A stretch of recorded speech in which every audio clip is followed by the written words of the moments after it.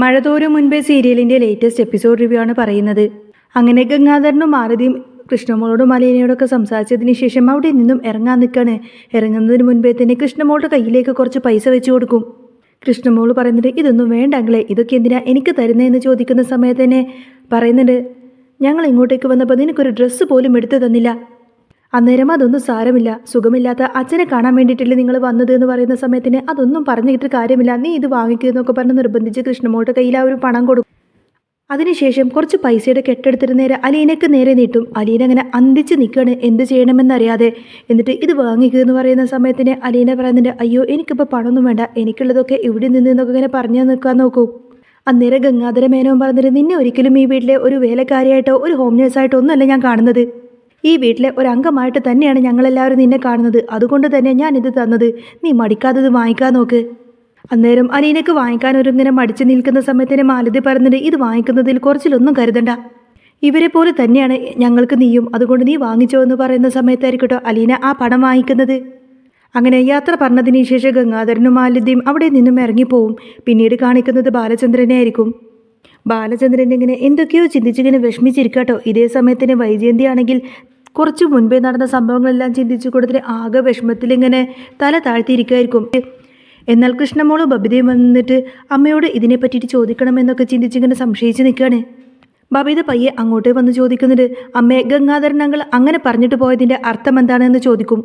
അന്നേരം വൈജയന്തി ചോദിക്കുന്നുണ്ട്, എന്ത് പറഞ്ഞതിൻ്റെ അർത്ഥം എനിക്ക് മനസ്സിലായില്ല എന്ന് പറയും. അല്ല, ആഗ്രയിലെ അമ്മയുടെ എന്തൊക്കെയോ കാര്യങ്ങൾ ഞങ്ങൾ അറിഞ്ഞിട്ടുണ്ടെങ്കിൽ ഞങ്ങൾ പോലും അമ്മയെ വെറുക്കുമെന്ന് പറഞ്ഞിട്ടില്ലേ, അതെന്താ കാര്യമെന്ന് ചോദിക്കും. അന്നേരം വൈജയന്തി പറഞ്ഞിട്ട്, അത് പിന്നെ ഗംഗേട്ടൻ ദേഷ്യം വന്നപ്പോൾ അങ്ങ് വിളിച്ചു പറഞ്ഞതാണെന്ന് പറയുന്ന സമയത്തിന് ബബിത പറഞ്ഞിട്ടുണ്ട്, അതെ അതെനിക്ക് മനസ്സിലായി, ദേഷ്യം വന്നിട്ടാണ് അങ്കിൾ അങ്ങനെ പറഞ്ഞതെന്ന് എനിക്ക് മനസ്സിലായി, അതെന്താന്നാ ഞാൻ ചോദിച്ചത് എന്ന് പറയുന്ന സമയത്തിന് വൈജയന്തി പറഞ്ഞിട്ട്, അതൊന്നുമില്ല, ദേഷ്യം വരുമ്പോൾ എന്തൊക്കെയോ ഗംഗേട്ടൻ അങ്ങനെ വിളിച്ചു പറഞ്ഞതാണ്, ദേഷ്യം വന്നപ്പോൾ എന്തൊക്കെയോ വായിൽ തോന്നി ഇങ്ങ് വിളിച്ചു പറയില്ലേ, അതുപോലെ എന്തോ അങ്ങ് വിളിച്ചു പറഞ്ഞതാണെന്ന് പറയുന്ന സമയത്തിന് ബബിത പറയുന്നത്, എനിക്ക് അങ്ങനെയല്ല തോന്നിയത്, എനിക്കെന്തോ ആ കാര്യത്തിൽ ചില സംശയമുണ്ട് എന്ന് പറയും.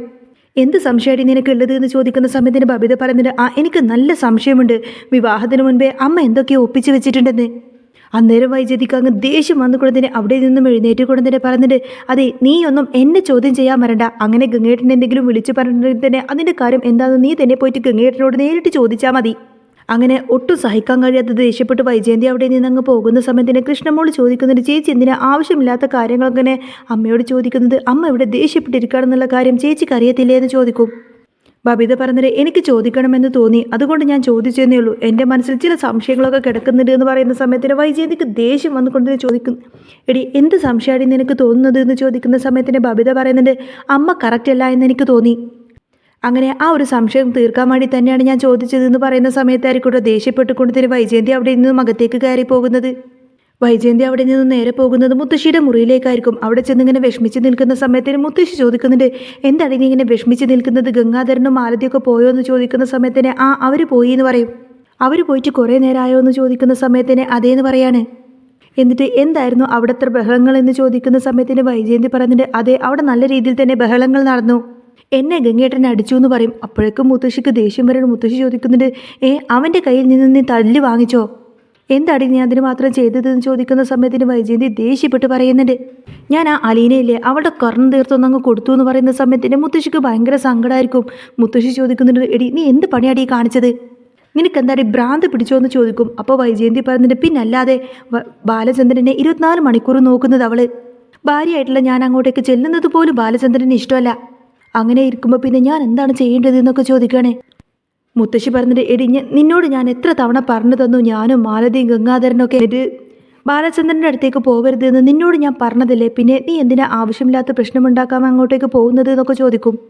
അന്നേരം വൈജയന്തി പറഞ്ഞിട്ട്, അങ്ങനെ എൻ്റെ ഭർത്താവിനെ നോക്കാൻ മറ്റൊരാളെ ഏൽപ്പിച്ചിട്ട് അങ്ങനെ മാറി നിൽക്കാനൊന്നും എന്നെ കൊണ്ട് പറ്റത്തില്ല, ഇതൊന്നും ഒരു ഭാര്യയും സഹിക്കില്ല എന്ന് പറയുന്ന സമയത്തിന് മുത്തശ്ശി ചോദിക്കുന്നതിന്, എന്താണ് നിനക്ക് സംശയമാണോ എന്ന് ചോദിക്കും. അന്നേരം വൈജയന്തി പറഞ്ഞിട്ട്, എൻ്റെ ഭർത്താവിൻ്റെ കാര്യങ്ങളൊക്കെ നോക്കേണ്ടത് ഞാനാണ്, അപ്പോൾ എന്നെ മാറ്റി നിർത്തിയിട്ട് വേലക്കാരി ഇതെല്ലാം തന്നെ ചെയ്തു കൊടുക്കണമെന്ന് പറയുമ്പോൾ അത് ഉൾക്കൊള്ളാൻ എനിക്ക് ഇത്തിരി ബുദ്ധിമുട്ടാണ്. അന്നേരം മുത്തശ്ശി ചോദിക്കുന്നുണ്ട്, എന്നാൽ നീ നന്നാവുന്നത് നിനക്ക് എത്ര പറഞ്ഞു തന്നാലും നിനക്ക് മനസ്സിലാവില്ലേ. അന്നേരം വൈജയന്തി പറഞ്ഞിട്ട്, ഇവിടേക്ക് ആ അലീന വന്നതിന് ശേഷമാണ് എല്ലാ പ്രശ്നങ്ങളും ഉണ്ടായത്, അങ്ങനെ ഒരാളിവിടെ പ്രശ്നമുണ്ടാക്കുന്ന സമയത്തിന് എല്ലാവരും ഒരുമിച്ച് നിൽക്കുന്നതിന് പകരം നിങ്ങളെല്ലാവരും ഒരുമിച്ച് നിന്നിട്ട് എന്നെ ഒരു ശത്രുവായിട്ട് കണ്ടേക്കുന്നു, എന്നിട്ട് എല്ലാവരും ചേർന്നിട്ട് എനിക്ക് നേരെ തിരിഞ്ഞേക്കുന്നു, ഇതൊന്നും ഒരിക്കലും ഞാൻ സഹിക്കില്ല, വൈജയന്തി ഇതിനൊന്നും ഒരിക്കലും മുട്ടുമടക്കില്ല എന്നിങ്ങനെ അഹങ്കാരത്തോട് വൈജയന്തി പറയുന്ന സമയത്തിന് മുത്തശ്ശി പറയുന്നുണ്ട്, നീ ഇനി ഒരു കാലത്തും നന്നാവാൻ പോകുന്നില്ല. വൈജയന്തി കുറച്ചു നേരം എന്തൊക്കെയോ ചിന്തിച്ചിങ്ങനെ വിഷമിച്ച് നിൽക്കുകയാണ്. അതിനുശേഷം മുത്തശ്ശിയോട് പറയുന്നുണ്ട്, അമ്മ ഗംഗേട്ടൻ വിളിക്കുമ്പോൾ ഒരു കാര്യം പറഞ്ഞേക്കണം. എൻ്റെ മക്കളുടെ മുന്നിൽ വെച്ചിട്ട് എന്നെ അപമാനിക്കുന്ന രീതിയിൽ സംസാരിക്കരുതെന്ന് പറഞ്ഞേക്കണം, എന്നെ നാണം കെടുത്തരുതെന്ന് പറഞ്ഞേക്കണം. മുത്തശ്ശി ചോദിക്കുന്നുണ്ട്, അതെന്താ നീ അങ്ങനെ പറഞ്ഞത്? അങ്ങനെ എന്തെങ്കിലും സംഭവം നടന്നോ എന്ന് ചോദിക്കുന്ന സമയത്തിന് വൈജയന്തി പറയുന്നുണ്ട്, അതെ, അവരുടെ മുന്നിൽ വെച്ച് ഗംഗേട്ടൻ എന്നോട് പറഞ്ഞേക്കുവാണ് ആഗ്രാ കഥകളൊക്കെ മക്കളെ അറിയിക്കുമെന്ന്. അതെങ്ങാനും പറഞ്ഞിട്ടുണ്ടെങ്കിൽ പിന്നെ എൻ്റെ അവസ്ഥ എന്താവുമെന്ന് അമ്മക്കറിയത്തില്ലേ? മുത്തശ്ശി പറഞ്ഞിട്ട്, അങ്ങനെ അവൻ പറഞ്ഞോ? അങ്ങനെ അവൻ പറഞ്ഞിട്ടുണ്ടെങ്കിൽ നീ ഒരു കാര്യം ഓർക്കുന്നത് നല്ലതാണ്. ആ കാര്യങ്ങളെങ്ങാനും നിൻ്റെ മക്കളും ബാലചന്ദ്രനും അറിഞ്ഞിട്ടുണ്ടെങ്കിൽ പിന്നെ നീ ജീവിച്ചിരുന്നിട്ട് കാര്യമില്ല എന്ന് പറയും. അപ്പോൾ വൈജയന്തി പറഞ്ഞിട്ട്, അതൊക്കെ എനിക്കറിയാം, അതുകൊണ്ടാണ് ഞാൻ പറഞ്ഞത്. ദയവ് ചെയ്ത് ഗംഗേട്ടനോട് ഈ കാര്യങ്ങളൊന്നും വിളിച്ച് പറഞ്ഞേക്കരുതെന്ന് അമ്മ ഒന്ന് പറയണമെന്ന് പറയും. ഞാൻ ഏതായാലും അവരെയൊന്നും ശല്യം ചെയ്യാൻ അങ്ങോട്ടേക്ക് ചെല്ലുന്നില്ല. ഇനിയിപ്പോൾ എന്നെ ഉപദ്രവിക്കാൻ വേണ്ടിയിട്ട് ഇങ്ങോട്ടേക്ക് വരരുത് എന്ന് പറഞ്ഞേക്കണമെന്നൊക്കെ പറയും. അന്നേരം മുത്തശ്ശി വിഷമത്തോട് കൂടെ തന്നെ ഞാൻ പറഞ്ഞേക്കാമെന്ന് പറയുന്ന സമയത്തിന് വൈജയന്തി വീണ്ടും ദേഷ്യപ്പെട്ട് പറഞ്ഞിട്ട്, ആ അലീന ഉണ്ടല്ലോ, അവളെ ഞാൻ ഏതായാലും ഇവിടെ അധിക കാലമൊന്നും വെച്ച് പൊറുക്കി ഞാൻ ഇന്നല്ലെങ്കിൽ നാളെ ഞാനൊരു പുതിയ ഹോം നേഴ്സിനെ ഇവിടെ വെക്കും. എന്നിട്ട് ഞാൻ അവളെ ഇവിടെ നിന്നും പറഞ്ഞു വിടുക തന്നെ ചെയ്യും എന്നൊക്കെ പറഞ്ഞുകൊണ്ടായിരിക്കട്ടെ വൈജയന്തി അകത്തേക്ക് കയറി പോകുന്നത്. മക്കൾ 3 പേരും നിന്നുകൊണ്ടതിന് ഇവിടുത്തെ പ്രശ്നങ്ങളൊക്കെ എങ്ങനെ അവസാനിപ്പിക്കാമെന്നതിനെ പറ്റിയിട്ടൊക്കെ ചിന്തിക്കുകയാണ്. ബബിത പറയുന്നുണ്ട്, അലീനയാണല്ലോ ഇപ്പോൾ ഇവിടുത്തെ ഏറ്റവും വലിയ പ്രശ്നം. അതുകൊണ്ട് അവളെ ഇവിടെ നിന്ന് അങ്ങ് പറഞ്ഞു വിട്ടിട്ട് നമ്മൾ 3 പേരും ഒരുമിച്ച് നിന്ന് കഴിഞ്ഞാൽ എല്ലാ പ്രശ്നത്തിനും ഒരു സൊല്യൂഷനായി എന്ന് പറയും. അന്നേരം കൃഷ്ണമോള് ചോദിക്കുന്നുണ്ട്, എല്ലാവരും ചേർന്നിട്ട് അച്ഛനെ തോൽപ്പിക്കാനാണോ എന്ന് ചോദിക്കുന്ന സമയത്തിന് ബബിത പറഞ്ഞിട്ട്, അങ്ങനെയല്ല, ഇവിടെ അമ്മനെ ജയിപ്പിക്കാൻ വേണ്ടിയിട്ടാണ്, നീ അങ്ങനെ അങ്ങ് കൂട്ടിയാൽ മതി. അങ്ങനെയെങ്കിലും ഈ വീട്ടിലൊരു സമാധാനം വേണ്ടതെന്ന് ചോദിക്കും. രോഹിത് പറഞ്ഞിട്ട്, അലീന ഈ വീട്ടിലേക്ക് വന്നതിന് ശേഷമാണ് ഈ വീട്ടിൽ ഇത്രത്തോളം പ്രശ്നമുണ്ടായത്. അതുകൊണ്ട് അവൾ ഇവിടെ നിന്നും പോകണം. എന്നിട്ട് അവൾ വരുന്നതിന് മുൻപേ ഈ വീട് എങ്ങനെയാണോ അതുപോലൊരവസ്ഥയിലേക്ക് കൊണ്ടെത്തിക്കണമെന്ന് പറയും. ബബിത ചോദിക്കുന്നുണ്ട്, അങ്ങനെയാണെങ്കിൽ നമുക്ക് ഈ കാര്യങ്ങളൊക്കെ അച്ഛനോട് പോയി സംസാരിച്ചാലോ എന്ന് ചോദിക്കുന്ന സമയത്തിന് രോഹിത് പറഞ്ഞിട്ട്, എനിക്കങ്ങനെ അച്ഛനോടും അങ്ങനെ നേരിട്ട് പോയിട്ട് സംസാരിക്കാനൊന്നും പറ്റില്ല. പക്ഷേ നിങ്ങൾ സംസാരിക്കുന്ന സമയത്ത് ഞാൻ നിങ്ങളുടെ കൂടെ നിൽക്കാമെന്ന് പറയും.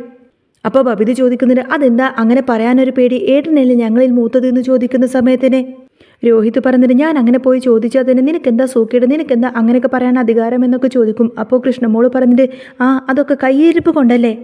ഇവർ 3 പേരും സംസാരിച്ചുകൊണ്ട് നിൽക്കുന്ന സമയത്തായിരിക്കട്ടെ കിച്ചണിൽ നിന്നും അലീന അങ്ങോട്ടേക്ക് വരുന്നത്. രോഹിത് പറഞ്ഞിട്ട്, അലീന വരുന്നു, അവളോട് ഈ കാര്യങ്ങളൊക്കെ സംസാരിക്കുമെന്ന് പറയും. ബബിത കൃഷ്ണമോളോട് പറഞ്ഞിട്ട്, അവൾ എങ്ങോട്ടേക്ക് വിളിപ്പിക്കുമെന്ന് പറയുന്ന സമയത്തിന് കൃഷ്ണമോള് പറഞ്ഞിട്ട്, ഞാൻ വിളിക്കാം, പക്ഷേ നിങ്ങളെല്ലാവരും അവളോട് മര്യാദക്ക് സംസാരിച്ചോളണമെന്ന് പറയും. ശരി എന്നൊക്കെ പറയുന്ന സമയത്തിന് കൃഷ്ണമോൾ അലീനെ അങ്ങോട്ടേക്ക് വിളിപ്പിക്കും. എന്നിട്ട് പറഞ്ഞിട്ട്, ഇവിടുത്തെ കാര്യങ്ങളൊക്കെ ചേച്ചിക്കറിയാലോ, ഈ പ്രശ്നങ്ങളൊക്കെ ഒന്ന് സോൾവ് ചെയ്യേണ്ടതെന്ന് ചോദിക്കും. അലീന പറഞ്ഞിട്ട്, അതെ, സോൾവ് ചെയ്യണം, അതിന് നിങ്ങളെല്ലാവരും ചേർന്ന് നിങ്ങളുടെ അച്ഛനോടും അമ്മയോടും സംസാരിക്കുമെന്ന് പറയും. കൃഷ്ണമോള് പറഞ്ഞിട്ട്, ഇവർ പറയാണ് ചേച്ചി ഇവിടെ നിന്നും പോയിട്ടുണ്ടെങ്കിൽ പിന്നെ ഈ പ്രശ്നങ്ങളെല്ലാം തീരുമെന്ന് പറയുകയാണെന്ന് പറയും. അലീന പറഞ്ഞിട്ട്, ഞാൻ ഇവിടെ നിന്നും പോയിക്കോളാം, എനിക്കൊരു പ്രശ്നമില്ല, ഞാനിവിടെ പോകാനുള്ള മനസ്സായിട്ട് തന്നെയാണ് നിൽക്കുന്നത്. പക്ഷേ അതിനു മുൻപ് ബാലചന്ദ്രൻ സാർ എന്നോട് ഇവിടെ നിന്നും പോകാൻ പറയണമെന്ന് പറയും. ബബിത ചോദിക്കുന്നതിന്, അങ്ങനെ നീ എന്തിനെങ്ങനെ വാശി പിടിക്കുന്നത്, നിനക്ക് പോകണമെങ്കിൽ അങ്ങ് ഇറങ്ങി പോയിക്കൂടെ എന്ന് ചോദിക്കും. രോഹിത് ചോദിക്കുന്നതിന്, അങ്ങനെ ഒരാൾ ഇവിടെ നിന്നും പറഞ്ഞേക്കാൻ വേണ്ടിയിട്ട് നീ കാത്തു നിൽക്കേണ്ട കാര്യമൊന്നുമില്ലല്ലോ, നിനക്ക് ഇവിടെ നിന്ന് കെട്ടും ബാങ്ക് എടുത്തിട്ട് കെട്ടിപ്പെറുക്കി അങ്ങ് പോയിക്കൂടെ എന്ന് ചോദിക്കും. അന്നേരം അലീനക്ക് അങ്ങ് ദേഷ്യം വന്നുകൊണ്ട് തന്നെ രോഹിതിനോട് പറഞ്ഞിട്ട്, അങ്ങനെ ഞാൻ ഇവിടെ നിന്നും പോകുന്നില്ലടാ, ഞാനിവിടെ അങ്ങ് വലിഞ്ഞു കയറി വന്നതൊന്നുമല്ല. നിന്റെ അച്ഛനും മനുവേട്ടനും കൂടി അങ്ങോട്ടേക്ക് വന്നിട്ട് എഗ്രിമെൻ്റ് എഴുതിയിട്ട് എന്നെ സൈൻ ചെയ്തിട്ട് ഇങ്ങോട്ടേക്ക് വിളിച്ചുകൊണ്ട് വന്നത്. അവരിൽ ആരെങ്കിലും ഒരാൾ പറയണം, ഇന്നു മുതൽ നിന്റെ സേവനം ഇവിടെ മതിയാക്കിയിട്ട് ഇവിടെ നിന്ന് പോയിക്കോ എന്ന്.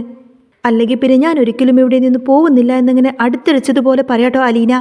എന്നിട്ട് അവരോട് 3 പേരെയും നിർത്തിക്കൊണ്ട് തന്നെ അലീന ചോദിക്കുന്നിരുന്നല്ലോ, നിങ്ങളെന്താ ബുദ്ധിയില്ലാത്തവരൊന്നും അല്ലല്ലോ. ഇവിടെ മനുവേട്ടനും ബാലചന്ദ്രൻ അങ്കിളും അതുപോലെ മുത്തശ്ശിയും ഗംഗാധരൻ അങ്കിളും എല്ലാവരും ഉപദേശിക്കുന്നത് നിങ്ങളുടെ അമ്മയാണ്, അല്ലാതെ എന്നെയൊന്നുമല്ല. അതിൽ നിന്ന് തന്നെ നിങ്ങൾക്ക് മനസ്സിലാക്കിക്കൂടെ ഇവിടെ ഞാനല്ല തെറ്റ് ചെയ്തത് എന്ന്. ഇവിടെ നിങ്ങളുടെ അമ്മ തന്നെയാണ് തെറ്റ് ചെയ്തിരിക്കുന്നത്, അല്ലാതെ അവരെല്ലാവരും എന്താ പൊട്ടന്മാരാണോ അവിടെ ചെന്നിട്ട് നിങ്ങളുടെ അമ്മയെ ഉപദേശിക്കാൻ? എന്നിട്ട് അലീന പറഞ്ഞു കൊടുക്കുന്നുണ്ട്, ബാലചന്ദ്രൻ സാറോട് നിങ്ങൾ കാര്യങ്ങൾ പറഞ്ഞാൽ മതി, കാര്യങ്ങൾ പറഞ്ഞാൽ അദ്ദേഹത്തിനെല്ലാം മനസ്സിലാവും. നീതികേട് ഒരിക്കലും അദ്ദേഹം ചെയ്യില്ല, അങ്ങനെ ചെയ്യുന്നുണ്ടെങ്കിൽ തന്നെ അത് നിങ്ങളുടെ അമ്മയാണ്. അവർ നീതികേട് ചെയ്യുന്നുണ്ട്, അവർക്ക് നല്ല അസൂയുണ്ട്, കുറ്റപ്പെടുത്തുമെന്നിങ്ങനെ വൈജയന്തിയെ മോശ രീതിയിൽ പറയാണ്. അന്നേരം ബബിതയ്ക്ക് ദേഷ്യം വന്നുകൊണ്ട് തന്നെ ബബിത ചോദിക്കുന്നുണ്ട്, ഞങ്ങളുടെ അമ്മ ഇങ്ങനെ കുറ്റം പറയാൻ മാത്രം നീ ആരാ, അതിനെന്താ നിനക്ക് അവകാശമെന്ന് ചോദിക്കും. അന്നേരം അലീന ദേഷ്യത്തിൽ തന്നെ പറഞ്ഞിട്ട്, അങ്ങനെയൊക്കെ പറയാൻ മാത്രമുള്ള അധികാരം നിങ്ങളെക്കാൾ കൂടുതൽ അധികാരം എനിക്കാണെന്ന് കരുതിയാൽ മതി എന്ന് പറയും. അന്നേരം ബബിത ചോദിക്കുന്നത്, ആ അവകാശം എന്താണെന്ന് എനിക്ക് മനസ്സിലായില്ല എന്ന് പറയുന്ന സമയത്തിന് അലീന പറഞ്ഞിട്ട്, ഇപ്പം തൽക്കാലം നീ ഈ ഒരു കാര്യം മാത്രം മനസ്സിലാക്കിയാൽ മതി. ഏതായാലും ഈ വീടിൻ്റെ വിളക്ക് കെടുത്തുന്നത് ഞാനല്ല, നിങ്ങളുടെ അമ്മയാണ്. അതുകൊണ്ട് നിങ്ങളുടെ അമ്മയെ പറഞ്ഞ് തിരുത്താനും മനസ്സിലാക്കാനൊക്കെ നിങ്ങൾ ശ്രമിക്ക്. പിന്നെ ഞാൻ ഏതായാലും ഇവിടെ നിന്ന് പോയിക്കോളാം. നിങ്ങൾ നിങ്ങളുടെ അച്ഛനെ പറഞ്ഞ് സമ്മതിപ്പിച്ചാൽ മതി. ആ നിമിഷം തന്നെ ഞാൻ ഇവിടെ നിന്നും ഇറങ്ങിക്കോളാമെന്നും പറയും.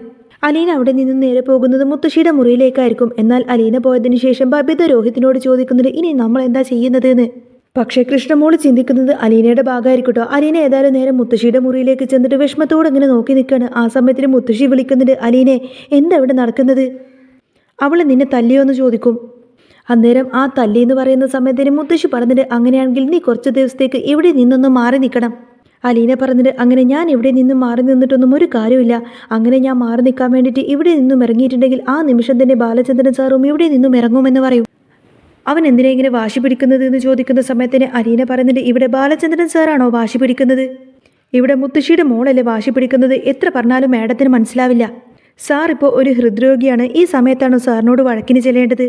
അങ്ങനെ ഈ സമയത്തും വഴക്കിന് ചെല്ലുന്നുണ്ടെങ്കിൽ അതിൻ്റെ കാരണം സ്നേഹമില്ല എന്ന് തന്നെയാണ് എന്നും പറയും.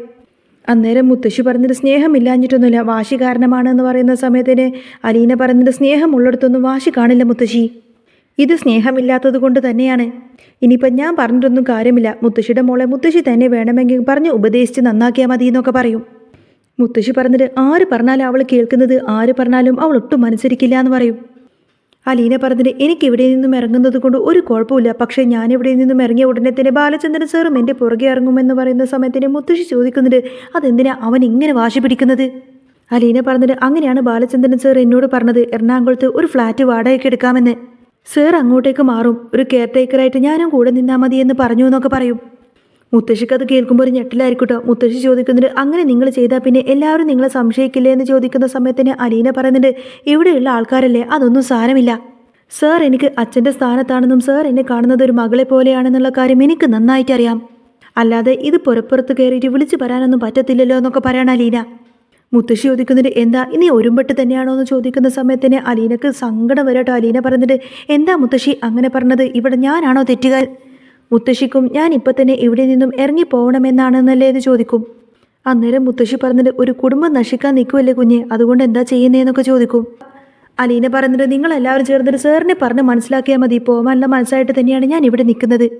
ഈ കുടുംബം തകർക്കരുത് എന്ന് മുത്തശ്ശി തന്നെ സ്വന്തം മോളെ ഒന്ന് ഉപദേശിച്ചാൽ മതി. അവരൊറ്റ ആളാണ് ഈ കുടുംബം തന്നെ തകർക്കുന്നത് എന്നും പറയും. മുത്തശ്ശി പറഞ്ഞിട്ട്, എന്നാലും ബാലചന്ദ്രൻ ഇത്രമാത്രം ദേഷ്യം വൈരാഗ്യമൊക്കെ വരാൻ എന്താണ് കാരണമെന്നാണ് എനിക്ക് മനസ്സിലാവാത്തത്.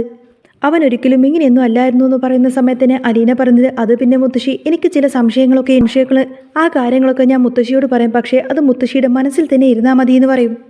എന്താണ് നിൻ്റെ സംശയമെന്ന് ചോദിക്കുന്ന സമയത്തിന് അലീന പറയുന്നുണ്ട്, സാറിൻ്റെ മനസ്സിൽ മാഡത്തെ പറ്റിയിട്ട് എന്തൊക്കെയോ സംശയം കടന്നുകൂടിയിട്ടുണ്ട്. അതെന്ത് സംശയമാടി എന്ന് ചോദിക്കുന്ന സമയത്തിന് അലീന പറഞ്ഞിട്ട്, അതെന്താണെന്നൊന്നും എനിക്കറിയത്തില്ല. നീലഗിരിയിൽ നിന്നും വന്ന ഗംഗാധരൻ സാറും അത് തന്നെ പറയുന്നത് കേട്ടു. ആഗ്രയിൽ നിന്നും നടന്ന സംഭവത്തെ പറ്റിയിട്ട് എന്തൊക്കെയാണ് മാഡം ഏതായാലും കല്യാണത്തിന് മുൻപ് എന്തൊക്കെയോ കാര്യങ്ങൾ ചെയ്തിട്ടുണ്ടെന്നുള്ള കാര്യം എനിക്ക് മനസ്സിലായി. ആ കാര്യത്തിൽ എന്തൊക്കെയോ സംശയം ബാലചന്ദ്രന് സാറിനുണ്ടോ എന്നാണ് എൻ്റെ സംശയം എന്നിങ്ങനെ അലീന പറയുന്ന സമയത്തിന്, അങ്ങനെയൊക്കെ ഉണ്ടോ എന്നൊക്കെ ചോദിച്ച് ആകെ അങ്ങനെ ഞെട്ടലോടെ നിൽക്കുമായിരിക്കട്ടെ മുത്തശ്ശി. അലീന പറഞ്ഞിട്ട്, എൻ്റെ സംശയം മാത്രമാണ് ഞാൻ പറഞ്ഞത്. ഇതൊക്കെ മുത്തശ്ശിയുടെ മനസ്സിൽ മാത്രം ഇരുന്നാൽ മതി. ഏതായാലും അതിനെ പറ്റിയിട്ടൊന്ന് കരുതി ഇരുന്നാൽ മതി എന്നിങ്ങനെ അലീന പറയുന്നതോടുകൂടി തന്നെ ആകെ അങ്ങനെ ഷോക്ക് ഏറ്റതുപോലെ ഇരിക്കുന്ന മുത്തശ്ശിയെ കാണിച്ചുകൊണ്ടാണ് കേട്ടോ ഇന്നത്തെ ഈ ഒരു എപ്പിസോഡ് പൂർണ്ണമാവുന്നത്. നാളത്തെ എപ്പിസോഡിൻ്റെ റിവ്യൂ ഞാൻ ഉടനെ തന്നെ അപ്ലോഡ് ചെയ്യുന്നതായിരിക്കും. അപ്പോൾ നിങ്ങൾക്ക് ഈ ഒരു ചാനൽ ഇഷ്ടമാവുകയാണെങ്കിൽ സബ്സ്ക്രൈബ് ചെയ്യാനും സപ്പോർട്ട് ചെയ്യാനൊന്നും